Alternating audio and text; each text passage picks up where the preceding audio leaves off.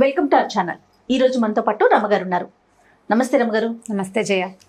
రమగారు, మా అమ్మమ్మ వాళ్ళు చెప్పేవాళ్ళండి ఏంటంటే ఆడ తెలివి వేరు మగ తెలివి వేరని.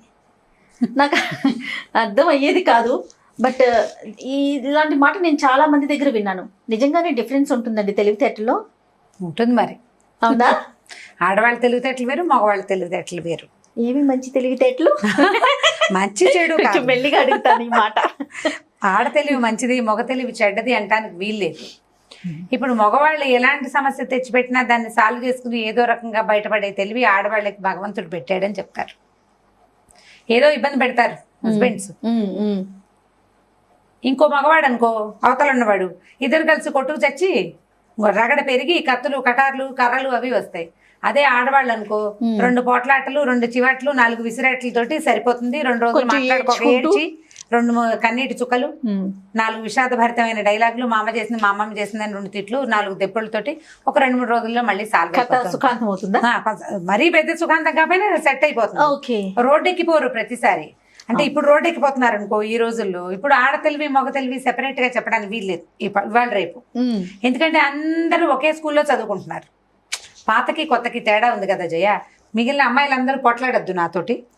నేను ప్రతిసారి చెప్తున్నా ఈ సంగతి, పొట్లాడకూడదు. ఇది వరకు నాన్నలు చదువుకునేవాళ్ళు ఎంతో కొంత, లేదా నాన్నలు ఏదైనా పని వృత్తులు నేర్చుకునేవాళ్ళు, బాగా బలమైన పని చేయటం.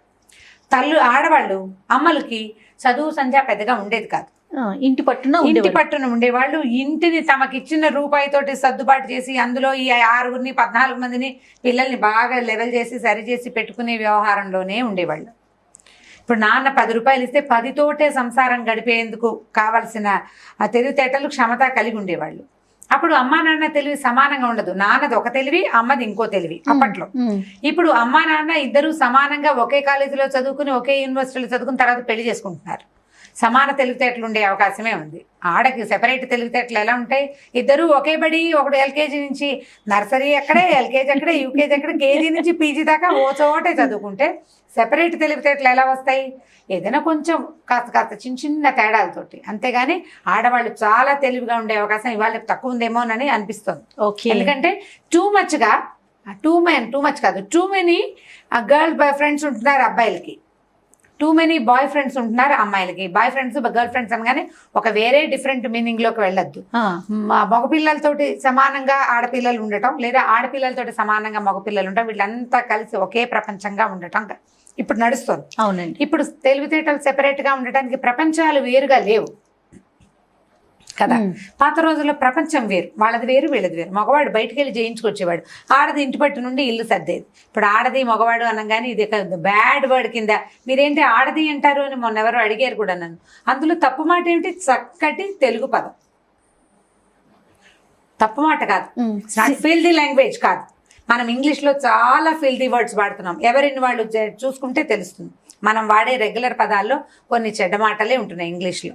తెలుగులో చెడ్డ మాటలు లేవు. సరి అయిన తెలుగు పదం ఆడది అంటే ఏం తప్పలేదు, మంచి పదమే. అది వినటానికి మీకంటే మీరు ఇవాళ రేపు వింటల్లో మీరు తెలుగు వినకపోతే నాదే అమ్మ తప్పు. మీరు తెలుగు వినకుండా ఇంగ్లీష్లోనే మాట్లాడి జీవిస్తుంటే నాదే తప్పు. మావే పెద్దవాళ్ళవి తప్పులైపోతాయా? చెడ్డ పదం కాదు, ఆడది అనే పదం సింగులర్. ఓకే. ఇప్పుడు ఆడ తెలివి మగ తెలివి వేరు పాత రోజుల్లో. ఇప్పుడు కాదనుకుంటున్నాం. నాకు అలా అనిపిస్తుంది. కాదు నేను చాలా తెలివిగలదాన్ని అని నీ బట్టి అమ్మాయిలు ఎవరైనా క్లెయిమ్ చేయదలుచుకుంటే ఒక్కొక్క కామెంట్ రాయండి. అబ్బాయి మా ఆయన కంటే నేనే తెలివండి, లేకపోతే నాకంటే మా వారే తెలివిగలవారండి అని మీరు కామెంట్లు పెట్టి సంతోషిస్తానమ్మా. ఇవాళ రేపు ఆడపిల్లలు బాగున్నారని. తప్పకుండా. పాత రోజులు తెలివి వేరు. పాతకాలంలో ఎలా కనపడేదంటే, ఇప్పుడు ఒక మిడిల్ క్లాస్ ఇంట్లో ఓ తండ్రి లోపలికి వస్తాడు, 2-3 ఫ్రెండ్స్ సరే ఏమో కాఫీ ఇచ్చేయంటే, పాలు ఉన్నాయో మజ్జిగుందో ఏముందో కొంపలో ఏముందో వాళ్ళకి తెలీదు. తెచ్చేయి అంటే నువ్వు నిన్న చెప్పిన పాలవాడికి డబ్బులు ఇవ్వలేదు, వాళ్ళ పొద్దున పాలు తాలేదు, ఇంట్లో ఉన్న ఆడ మనిషి ఎలా కాఫీ కలిపి పట్టుకొచ్చిస్తుంది? ఇవ్వలేదు కదా, ఇవ్వలేదు. ఇప్పుడు ఆడవాళ్ళు ఏం చేస్తారు తెలివిగా? పాత రోజుల్లో ఏం చేసేవాళ్ళు అంటే, ఇంత ఎండ మండిపోతుంటే కాఫీ ఎందుకని చల్లగా మజ్జిగ తాగండి అన్నయ్య గారు అని ముద్దుగా అనేసి మజ్జిగ ఇచ్చేసేవాళ్ళు. ఇప్పుడు ఎవరు తెలివితేటలు ఉన్నట్టేనా ఆడవాళ్ళకి? ఖచ్చితంగా అండి. ఇప్పుడు అలాంటి తెలివితేటల గురించి ఒక మంచి కథలు ఉన్నాయి మన దగ్గర. ఇప్పుడైతే మేమైతే ఏం చేస్తున్నాం రామ్ గారు? మీరు ఏం చేస్తున్నారు? ఇప్పుడు నెస్కేఫే క్యాపాచినోలు ఉంటాయి ఫ్రిడ్జ్ లోనో ఎక్కడో ఒక చోట మూల, దాన్ని తీసి అది ఎంత పాతదైనా సరే దాన్ని అది అవుట్డేట్ అయినా ఏం పర్వాలేదు, వేడి నీళ్ళలో వేసి కలిపిచ్చేసేది. ఇప్పుడు పాలు పాపాలు అక్కర్లేదు కదా జయ, పాతరాగా. అప్పుడంటే పాలు కెపాచినో వాళ్ళు దొరుకుతున్నాయి కదా, ఓ 4 ప్యాకెట్లు సామాన్లతో పాటు కొని పడేసుకున్నా అంటే అర్జెంట్ కాఫీకి అది పనికి వస్తుంది. గ్రీన్ టీ పెట్టచ్చు. నేనైతే ఏం మొహమాటం ఏం లేదు, పాలు లేవు గీళ్ళు ఏం పర్వాలేదని చక్కగా కొంచెం కరివేపాకు తీసి నీళ్ళలో వేసి 2 మరుగులు రానిచ్చి దాంట్లో ఓ నిమ్మ చుక్క పిండి వాసు ఉప్పేసి బ్రహ్మాండంగా ఉంటుంది గ్రీన్ టీ, ఇది హెల్తీ అని నమ్మించి ఇచ్చేయగలరు. నాదొక తెలివి. ఇప్పుడు గ్రీన్ టీలు అంటే ఇదివరకట్లాగా ఆ మధ్య కాలంలో 3 ఏళ్ల నాడు గ్రీన్ టీ అంటే మనం డబ్బాలు ప్యాకెట్లు కొనుక్కునేవాళ్ళం. లేటెస్ట్ మనకు వచ్చినటువంటి మంచి మంచి డాక్టర్లనండి సైంటిస్టులనండి వాళ్ళ వల్ల కషాయాలని గ్రీన్ టీగా భావించి యథేచ్ఛగా ఇచ్చేయచ్చు. కరివేపాకు ఒకటి, కొత్తిమీర ఒకటి, పుదీనా ఒకటి, ఈ 3 లేకపోతే నేను ధనియాలు జీలకర్ర పెట్టి ధనియాల కాఫీ అని మా చిన్నప్పుడు కాచేవాళ్ళు. ఏ కాఫీ గతి లేకపోతే ధనియాల కాఫీ అనేవాళ్ళు. ఇప్పుడు ధనియాల కాఫీ ద బెస్ట్ కాఫీగా పరిగణింపబడుతోంది. ఇవేవి లేవనుకోండి, దొడ్లో వాము మొక్కలు ఉంటాయి, ఇవన్నీ పెట్టుకోండి అమ్మా ఇంట్లో మీరు జాగ్రత్తగా. ఒక వాము మొక్క ఉందనుకో, వామాకులు 2 నీళ్ళల్లో వేస్తే ఆ వాసన మహా బాగుంటుంది. ఒక చిటికెడు ఉప్పు, ఒక డ్రాప్ నిమ్మరసం చాలు. నేను కూడా ఒక ఎక్స్పీరియన్స్ చెప్పాక స్టోరీకి వెళ్ళిపోతాను. మొన్న మన మిల్లెట్ రాంబాబు గారు ఉన్నారు కదా, మన దాంట్లో చేస్తూ ఉంటాం, మనం ఆర్గానిక్ దాంట్లో ఇట్లా షూట్ కోసం వెళ్ళామన్నమాట. ఆయన వెంటనే లెమన్ గ్రాస్ ఉంటుంది కదా రమ్మగారు, లెమన్ గ్రాస్ కూడా ఉంది. లెమన్ గ్రాస్ ని చక్క అసలు ఎంత బాగుందో, దాల్చిన చెక్క వేసి కొంచెం సాల్ట్ వేసి, కాదండి తాటి బెల్లం వేశారు.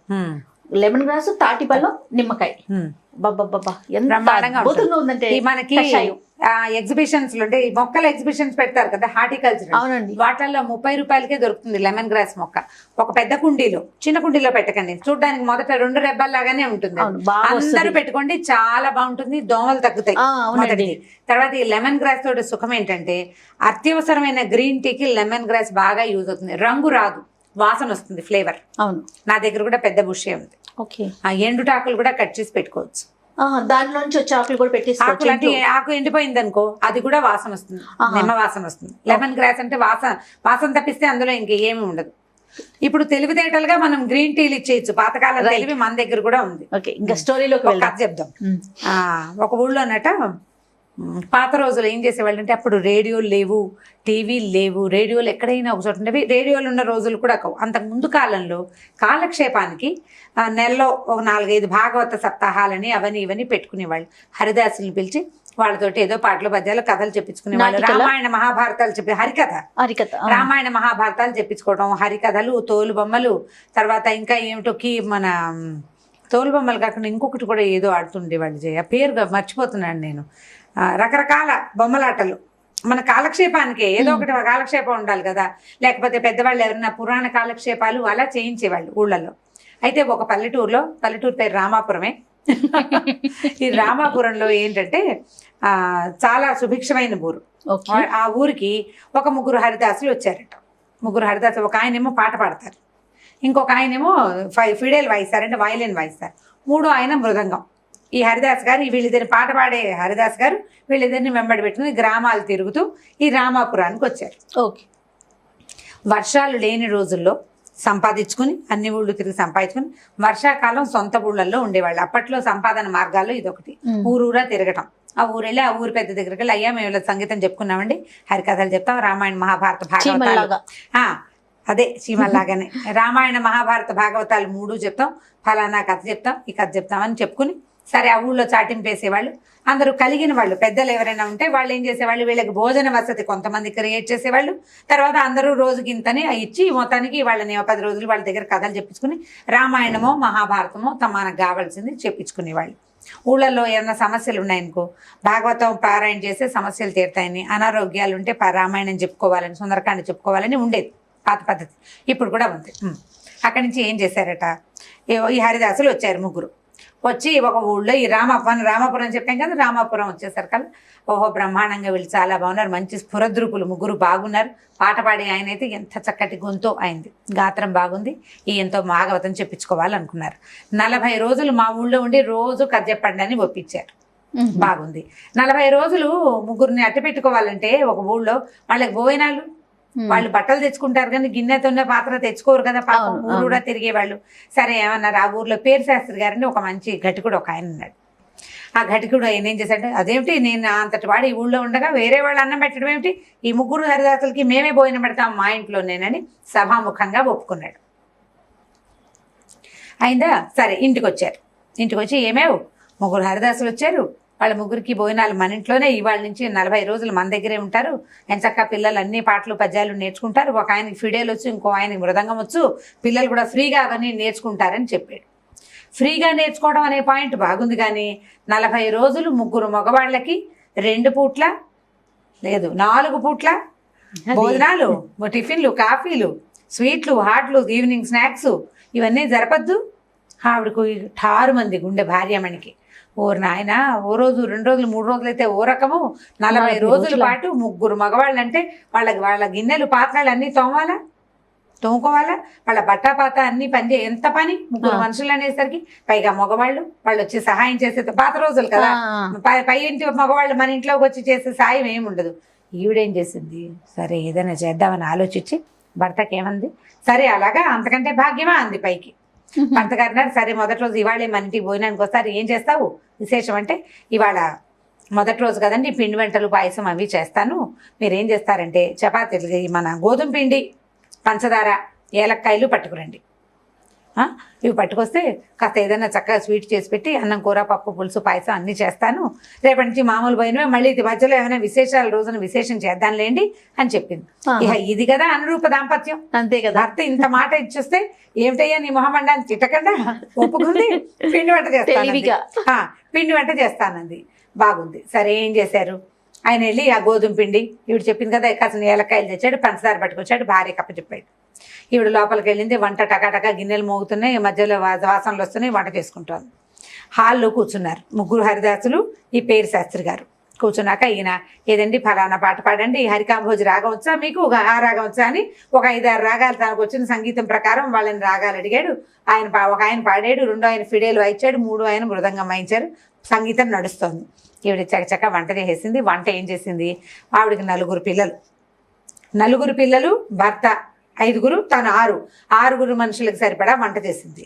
3 ఎక్స్ట్రా ఉన్నారు కదా, సరే వాళ్ళ కోసం వండలు ఆవిడే. ఈ భర్త గారు ఏమే వంట అయిందా అంటే, అయిందండి, లేచిరండి స్నానాలు చేదురు కానీ అంది. వాళ్ళు లేచే లోపల పేరు శాస్త్రి గారు వాళ్ళకి తువాళ్ళు అవి ఇవ్వద్దు, వచ్చిన అతిథులకి టవల్స్ ఇవ్వడం కోసం ఈయన లేచొచ్చాడు. లేచొస్తే, అయ్యో నా మతి మండ, విస్తరాకుల సంగతి మర్చిపోయామండి, ఒక్క విస్తర లేదు ఇంట్లో అంటే, సరేలేవే నేను పంచాయతీ దగ్గర ఒక విస్తరాకుల చెట్టు ఉంది, గడబట్టుకెళ్ళాడు ఈయన కోసుకురావడానికి. ఒక ఈయన ఆకులు కోసుకొచ్చి చకచక విస్తరాలు ఏ రోజు ఆ రోజు కుట్టుకునేవాళ్ళు, మనలాగా బజార్లో కొనుక్కొచ్చే రోజులు కాదు. ఇన్ని విస్తరాకులు తెచ్చి పెట్టుకున్నారనుకో, ఆడవాళ్ళు మధ్యాహ్నం ఖాళీగా ఉన్నప్పుడు కాసిన విస్తళ్ళు కుట్టి పక్కన పెట్టుకునేవాళ్ళు అనమాట. పాత రోజుల్లో పనులు. మా ఇంట్లో కూడా నాకు గుర్తుంది విస్తళ్ళు కుట్టడం. బాగా విస్తరు కూడా కుట్టేవాళ్ళు పెద్దవాళ్ళకి, పిల్లలకు కాదు కానీ పెద్దవాళ్ళకి కాసిన విస్తరలు కుట్టి పెడితే కబుక్కున ఎవరైనా వస్తే విస్తర వేసి భోజనం పెట్టడానికి. అరిటాకులు ఉంటే మహత్తరంగా ఉంటుంది, అది చేసేవాళ్ళు. విస్తళ్లలో తినడం ఒక పద్ధతి. సరే ఇప్పుడు విస్తరాకుల కోసం ఆయన వెళ్ళాడు బయటికి. వెళ్ళగానే ఈవిడేం చేసింది, వంట అయిపోయింది కదా, పిల్లల్ని ఉండండారా అన్నాలు పెడతానని గబగబా గోధుమ పిండి కలిపి గవ్వలు చేసింది, పాకం పెట్టింది. గవ్వలు వేయించేసి పాకం పోసి పాకం పెట్టేసింది. 1/2 గంటలో చేసేసింది పని. అక్కడి నుంచి పిండి కలిపింది కదా, ఈ పిండితో 3 బొమ్మలు చేసింది. కాళ్ళు చేతులు పెట్టి ఇంత బొమ్మ చేసి 3 చిట్టి పీటలు వేసి 3 పీటల మీద పెట్టింది. పిల్లలకి కంచాలు పెట్టి అన్నం పెడుతోంది. తన పిల్లలకేమో అన్నాలు పెడుతోంది. 3 పీటల మీద 3 బొమ్మలు పెట్టేశారు కదా. పిల్లలు అడిగారు, అమ్మ ఎవరే బొమ్మ వీళ్ళు అని అడిగారు. బొమ్మలు అనలా వాళ్ళు. వీళ్ళు అనగానే హరిదాసులు రా 3 అంది. సరే అమ్మ వీళ్ళ పేరేంటంటే, ఈయనేమో పాట పాడే ఆయన, ఈయనేమో ఫిడేలు వాయించే ఆయన, ఈయనేమో మృదంగం వాయించే ఆయన అని 3 బొమ్మలు చూపించింది. హాల్లో ఉన్న హరిదాసులకి వినపడుతోంది. 3 హరిదాసులు, ఒకళ్ళు పాడతారు, ఒకళ్ళు మృదంగం వాయిస్తారు, ఒకళ్ళు ఫిడేలు వాయిస్తారు. 3 చెప్పింది కదా. అమ్మ ఇప్పుడు ఏం చేస్తావే అంటే, ఏముందిరా తీసి నూనెలో వేసి వేయిస్తాను. ఈవిడ ఏం చెప్తోంది, గోధుమ పిండితో చేసిన బొమ్మల గురించి చెప్తోంది. బయట ఉన్న వాళ్ళు ఏమిటి ఏదో వేయిస్తానంటుంది, మన్నైనా అని ఆలోచిస్తున్నారు వీళ్ళు. నూనెలో వేసి వేయిస్తాను. తర్వాత ఏం చేస్తావే, నూనెలో వేస్తావా, తర్వాత అంటే బాగా ఎర్రగా వేగాక పాకం పెట్టాను కదా, పాకంలో పడేసి పాకం పడతాను అంతే అనేసరికలు వెళ్ళి 6 మంది గుండె. ఏమిటి పాకం పడతాం అంటే ఏమిటి, ముందు వేయిస్తానంది, ఎర్రగా వేగాలి, వేగిన తర్వాత పాకం పడుతుంది. బ్రాహ్మణ ఇంటికి వచ్చామా, ఎవరింటికైనా వచ్చామా, వీళ్ళు ఏదో విచిత్రంగా మాట్లాడతారు. ఇంకా బాగా వింటున్నారు హాల్లో ఉన్న 3. ఈవిడేం చెప్పిందంటే, ఏమీ లేదురా, పీటల మీద కూర్చున్నారా, ఈ పీటల మీద కూర్చున్న వాళ్ళని సలసల్లాడే నూనె ఉంది చూసా పొయ్యి మీద, ఇలా ఎత్తి అలా పడేయటం. పడేశాక కళ్ళపెళ్ళాడుతుంది నూనె, బాగా వేగిపోతారురా, చక్కగా ఎర్రగా వేగిన తర్వాత కావాలంటే ఉప్పు కారం వేసుకుని తినచ్చు, లేకపోతే పాకం పట్టచ్చు. పాకం రెడీగా ఉంది కాబట్టి పాకం పట్టేస్తాను అని ఆనంగానే బయటకు వచ్చిన వాళ్ళు, నాయన ఇదేదో బ్రహ్మరాక్షసుల కుటుంబం, ఆయన పైగా విస్తళ్ళు తేవడానికి వెళ్ళాడు, ఇప్పుడు ఈవిడ వేయించి కారం పెడుతుందో పాకం పడుతుందో, ఇవి రెండు అయ్యాక ముగ్గురిని కలిసి 3 ముక్కలుగా వేయించుకుని తింటారో ఏమిటోనండి. చల్లగా వీళ్ళు ఎవరు పెట్టే వాళ్ళు పుచ్చుకుని కామ్గా బయటకు వెళ్ళిపోయారు కామ్గా. సరే పిల్లలు అన్నాలు తినేశారు. ఈవిడ ఏం చేసింది, ఈ బొమ్మల్ని కలిపేసేసి ఈ బొమ్మలు వేగవురా అని చిన్న చిన్న ఉండలు చేసి వేయించేసింది కామ్గా. భర్త గారు వచ్చాడు విస్తళ్ళు పుచ్చుకుని, హరిదాసు లేరంటే హాల్లో లేరా అని అడిగింది. హాల్లో లేరు ఏరంటే ఏమో అక్కడేమన్నారు నాకేం తెలుసు, మడిగట్టుకుని పిల్లలకి అన్నాలు పెడుతున్నాను, వీళ్ళు లోపల కూర్చుని అన్నాలు తింటున్నారు, చిన్నపిల్లలు 4 చిన్నపిల్లలు కదా, పెద్దవాళ్ళు వచ్చేదాకా వీళ్ళు ఆగదు, అందుకని వాళ్ళకి అన్నం పెట్టేస్తోంది ఆవిడ. అన్నాలు తింటున్నారు పిల్లలు, బొమ్మలు లేవు ఏమీ లేవు అక్కడ ఆయనకు అర్థం అవ్వడానికి. తీరా చూసుకున్నాడు, హరిదాసులు బయటకు వెళ్ళిపోయారు. సరే అయ్యో ఇదేమిటని బగబగబా వెతికాడు, బయటికి వెళ్ళి కేకేశాడు. ఎంతసేపటికి వస్తారేమో లేండి, చెరులోకి వెళ్ళి ఉంటారు స్నానాలకి, ఏదో ఆడ మనిషి మడిగట్టుకుందని లోపలికి వచ్చి నన్ను పిలిచిండ్రు, పిల్లలేమో అన్నాలు తింటున్నారు, వస్తారులే కాసేపు చూడండి అంది. 3 అయింది 4 అయింది రాలా వాళ్ళు. ఈయన ఏం చేస్తాడు, నేను ఆకలిస్తుంది, సరే భోజనం చేద్దాం చూద్దాం అనుకున్నారు. సాయంకాలం అయ్యేసరికి ఊళ్ళో వాళ్ళు వచ్చారు. ఏమండి హరిదాసులు లేరంటే ఏమోనండి విస్తలు తేవడానికి బయటికి వెళ్ళాను, నేను విస్తరాకులు తెచ్చేసరికి వాళ్ళు వెళ్ళిపోయారు, ఏం జరిగిందో నాకు తెలియదు. ఇప్పుడు ఆడ తెలివి పనిచేసింది అనమాట. ఆవిడ ఒక్క మాట అనకుండా, వ్యతిరేకంగా మాట్లాడకుండా, తన తప్పు లేకుండా, ఇక్కడ ఏం జరిగిందో వాళ్ళు ఎవరికి చెప్పే అవకాశం లేకుండా చల్లగా పొమ్మనకుండా పొగ పెట్టేసింది, కామ్గా వెళ్ళిపోతా వెళ్ళిపోయారు. ఇది ఆడ తెలివి. ఇప్పుడు ఈ ఆడ తెలివితేటలు మగ తెలివితేటలు డిస్కషన్ అంతా తల్లులకి, పిల్లలకి కథ. మీరెంత తెలివిగా ఎలా తప్పుకోగలుగుతున్నారు జీవితంలో, ఎలాంటి ప్రాబ్లమ్స్ని హ్యాండిల్ చేయగలుగుతున్నారు, ఏ ప్రాబ్లమ్ని ఎట్లా హ్యాండిల్ చేస్తున్నారు అనేది ఆలోచించుకోవడానికేనమ్మా ఈ కథలన్నీ. ఖచ్చితంగా పెంచుకోకుండా మీరు ఎలా తెలివిగా దాన్ని హ్యాండిల్ చేస్తున్నారు, మీకు ఇబ్బంది రాకుండా, మన జీవితం సూపులో పడకుండా, పిల్లల భవిష్యత్తు పాడవకుండా, మన పరువు నలుగురిలో పోకుండా, బయటికి రాకుండా ఎట్లా ప్లాన్డ్గా చేస్తారు అనేది చాలా ఇంపార్టెంట్. మన అమ్మలు చేశారు, అమ్మమ్మలు చేశారు, అంతకు ముందు తరాల వాళ్ళందరూ కూడా గుంభనగా కాపురాలు చేసుకుని గుంభనగా సంసారాన్ని నడుపుకున్న వాళ్ళందరూ కూడా తెలివితేటలతోటే. ప్రతిసారి వడ్డించిన విస్తరిగా ఉండదు కదా జయ జీవితం. ఎప్పుడు వడ్డించిన విస్తరిగా ఉంటుందా, మనం అనుకున్న ప్లాన్ అవుతుందా, అవ్వదు. మాస్టర్ ప్లాన్ వేరే ఉంటుంది. మనం ఒకటి అనుకుంటాం, ఎవరో ఒకళ్ళు కారణం అవుతారు, దానికి ప్లాన్ అంతా చెదిరిపోతుంది. నువ్వు దాన్ని ఎలా సరి చేసుకున్నావు అనేదంతా నీ తెలివితేటల మీద ఆధారపడి ఉంటుంది. నేను మొన్న కూడా ఇదే మాట చెప్పాను, మీరు వండిందే తింటారు, మీరు పెట్టిందే జరుగుతుంది, మీరు చేసిందే చేత, మీదే పై చేయుగా ఉండేలాగా చేయటం మీ తెలివి మీద ఆధారపడుతుంది. పై చేయుగా ఉండాలి కానీ పై చేయిగా కనపడకూడదు. ఎంత బాగా చెప్పారు అమ్మగారు. అంతే, ఎగ్జాక్ట్లీ మీ అనుభవం. నా అనుభవమే అది. ఇప్పుడు మా చిన్నప్పుడు జయ అమ్మ నీ నెయ్యి మళ్ళీ ఇంకా వేయి, నెయ్యి ఇంకా కావాలంటే నెయ్యి ఎన్ని స్పూన్లు వేస్తారు, నెయ్యి పప్పాన ఇంత కలుపుతాడు పిల్లాడు, ఇంకా నెయ్యి ఇంకో స్పూన్, నాకు ఇంకో చెంచా కావాలంటే మా అమ్మ తిరగేవే అనేది. అంతే కదా, నెయ్యి స్పూన్ కనపడుతుంది, తిరగేసేస్తే ఏమొస్తుంది, ఏమి రాదు, చొక్క వస్తుంది, సాటిస్ఫాక్షన్ ఉంటుంది. మనం అందరినీ అట్లా సాటిస్ఫై చేయొచ్చు. తెలివితేటలు పెంచుకోండి, తెగేదాకా లాక్కోకండి, అంతే. మొద్దుల్లాగా ఉండద్దు. వాళ్ళు చదువుకుంటున్నాం కదా, ఇదివరకు అట్లాగా తెలివి తక్కువ రోజులు కావు ఇవి. తెలివి, చదువు, బోళ్ళంత ఎక్స్పోజర్, ప్రపంచాన్ని తెలుసుకునే అవకాశం మగవాళ్ళతో పాటు మనకి పూర్తి స్థాయిలో దొరుకుతుంది. దాన్ని యూటిలైజ్ చేసుకోండి, అంతే. సూపర్ స్టోరీ బాగుంది. స్టోరీ తర్వాత మీరు చెప్పిన మ్యాటర్ ఇంకా బాగుంది రమ్మ గారు. ప్రయత్నం చేసి చూడాలి మరి. ఖచ్చితంగా. థ్యాంక్ యూ సో మచ్ రమ్మ గారు. ఓకే జయ. ఈ వీడియో కనుక మీకు నచ్చినట్లయితే లైక్ చేయండి, షేర్ చేయండి. మరిన్ని వీడియోస్ కోసం మా ఛానల్ సబ్స్క్రైబ్ చేసుకోండి.